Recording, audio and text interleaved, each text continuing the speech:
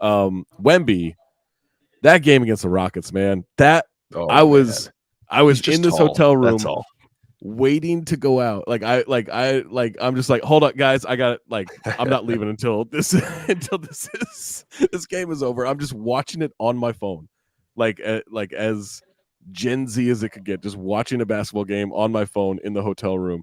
And man, the double block on Jabari Smith Jr., right? Jabari tries him in transition, almost still made the dunk. I thought Jabari was going to get him. Jabari was going to get him. Jabari was almost the first to get him. Yeah, I did too. And then that quick block on the follow up, and then he goes down. He has that spin move for the dunk, which maybe he hooked Jabari a little bit, but who cares? It was a fun highlight. It took him 2 games to get the Kobe around the back, past the backboard on the other side dunk.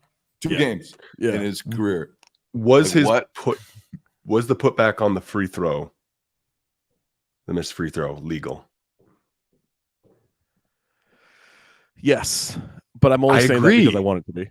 Yeah, I think it was. I think it was off the cylinder, man. Wanted to be, because that was one of the most unbelievable. That was insane. That legitimately might be a strategy that they can employ. Crazy. Try to. I once saw. I thought this was the weirdest thing I've ever seen. I once saw before. I can't even. I don't even remember what team he was playing for at the time. Maybe it was Pacers. Maybe it was the Bucks. But I once saw Monte Ellis intentionally missing free throws during warmups. He was just missing on the right side, missing on the left. And I thought, is he practicing this for if it's end of game situation? I've never seen anybody do that before. And do you think Monte Ellis was that diligent about the look? I saw him miss 8 free throws in a row, switching sides of the rim that it went off. You're giving him a lot of credit. I just don't think Monte Ellis could miss 8 free throws in a row. He's a pretty good free throw shooter. Good score. So I'm wondering, should Zach Collins just be learning how to miss free throws to whatever side Wemby is going to be on? Ooh, you know what? That would be just an incredible next step. Yeah. If a missed free throw becomes more valuable than trying to make the free throw. It's going to be like the 5-point play.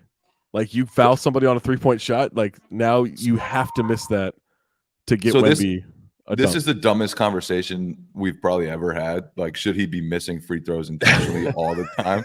But also, this is the type of stuff Wembanyama makes you think of. Yeah. You watch him and it's stuff you didn't realize was possible is just happening. A 7'5" dude who just the agility, the fluidity, the coordination that he has is just insane. Most guys that size, you're by nature goofy. That bucket he had at the end of regulation to tie it was just a super tough bucket. Great defense. Yeah, unbelievable. I thought Jabari defended him extremely well. Nothing you can do. Nothing. Yeah.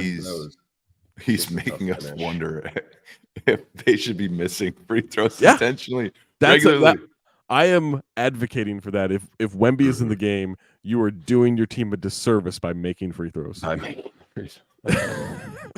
So, is shooting the only thing that could stop him from being totally outrageous forever? Because he profiles as someone who what will make him great is the ability to combine being maybe the most impactful defensive player in the league one day with a great shooter who stretches the court and does everything else.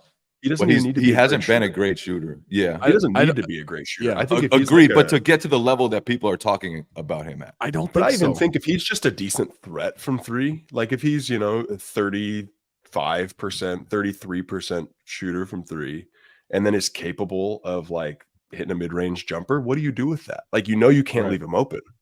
Right. That's enough to where he could catch fire and punish you, but you can't leave him open. So what do you do? Because I don't think he needs to be a great shooter to still be insane.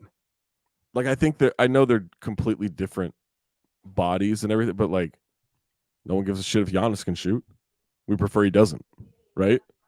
I think his physical profile is such that it would be a luxury for him to shoot, but I don't think it's going to take him being a good shooter to wreck basketball. Yeah. He's kind I mean, of he's already stronger. a better If he can wreck shooter. it before those courts do. Like He's that's stronger already a than he better looks, shooter, to be too. honest. Yeah. Yeah, and he's stronger than he looks because I think that the length makes him look super skinny, but like he's stronger than he looks, and then he doesn't have to be super strong. He's 7'5". Bully him to the rim, and then he's just going to meet you up top. Right. Whatever. Yeah, then he just he's he'll not block super it quick. before you can release the ball. His hands. He's not super quick, but he just kind of follows you. You'll get by him, which is kind of what he wants. Like when I was playing, like as a shot blocker, I kind of liked it when guards kind of got by me a little bit because it made them feel safe. And then when they go up, you pin it against it. Like that's just kind of like a strategy. Like it's like, oh, you think you're good now. You went by me, but I'm just gonna meet you up top. Like honestly makes it easier sometimes. It's kind of crazy that he came in with all that hype, and after 3 games, people are like, "Oh yeah, yeah, I get it." I've been saying he's preseason. We undersold it. I understand he had a historic high. Like undersold it. Like it's crazy. Like he's like I will watch all 82 Spurs games this year.